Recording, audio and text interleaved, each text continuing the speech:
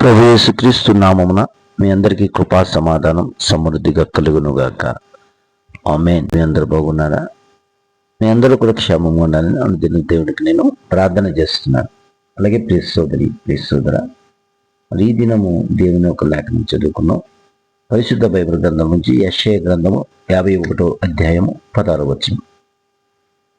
నేను ఆకాశమును స్థాపించినట్లును భూమి పునాదులను వేయినట్లును నా జనమును నీవే అని సియోనుతో చెప్పినట్లును నీ నోట నా మాటలు ఉంచి నా చేతి నిన్ను కప్పి ఉన్నాను. ఆమె ప్రియ సోదరి, ప్రియ సోదర, ఇందులో ముఖ్యంగా 3 విషయాలు కనబడుతున్నాయి. ఒకటి, దేవుడు సమస్త సృష్టి అంతా కూడా ఆయన నియమించాడు.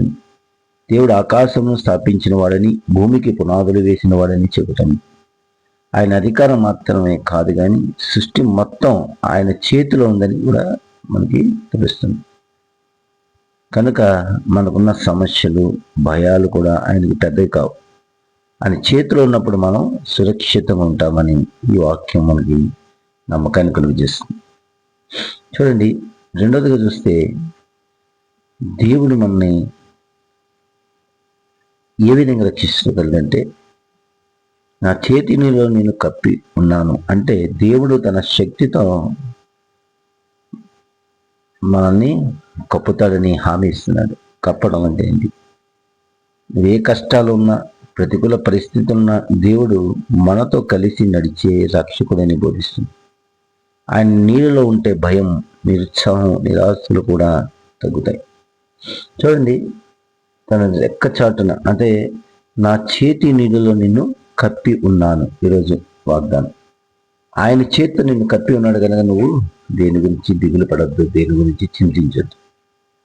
చూడండి, కోడి తన బిడ్డను రెక్కచాటును కాస్తుంది. వర్షం వచ్చినా, ఎండొచ్చినా, ఇంకోటి వచ్చినా, ఏ వచ్చినా ఏంటి, శత్రువు మింగివేద్దామని వచ్చినా ఏంటి, రెక్కచాటును కాచి బిడ్డలన్నీ కూడా కాపుదల ఉంటుంది.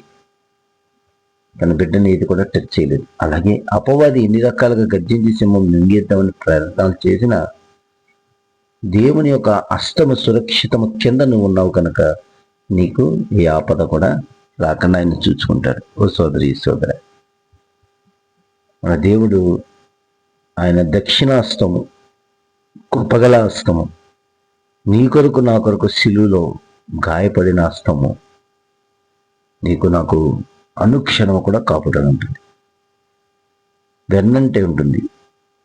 ఆయన మనల్ని కాపాడతాడు. ఎందుకంటే ఆయన రెక్క కింద నువ్వు ఉన్నావా లేదా అనేది మనం ఆలోచించుకోవాలి. ఆయన రెక్క కింద నువ్వు ఉంటే ఖచ్చితంగా దేవుడు చెప్తున్నాడు, ఆయన మనం కాస్తాడు. అంటే మనం ఒంటరిగా కాదు, దేవుని కుటుంబంలో పిల్లలమని ఆయన మనల్ని పిలిచి రక్షించి మన జీవితాన్ని దేవుని ప్రణాళికలో ఉపయోగించుకోవాలని ఉద్దేశిస్తున్నాడు. కాబట్టి యెషయా ఈ యొక్క గ్రంథము 51:16లో మనకు రక్షణ, దైవ మాట మరియు దేవునితో ఉన్న సంబంధం అనే 3 ఆత్మాధిక పాఠాలు మనకి తెలియపరుస్తుంది. కనుక నువ్వు ప్రత్యేకమైన జనము, నువ్వు దేవుని బిడ్డవి కనుక దేవుని సురక్షితమైన హస్తాల కింద వచ్చావు కనుక నీకు ఆయనే కాచుకుంటాడు, ఆయనే కాపాడుతాడు, సమయోచితమైన సహాయాన్ని అందిస్తాడు.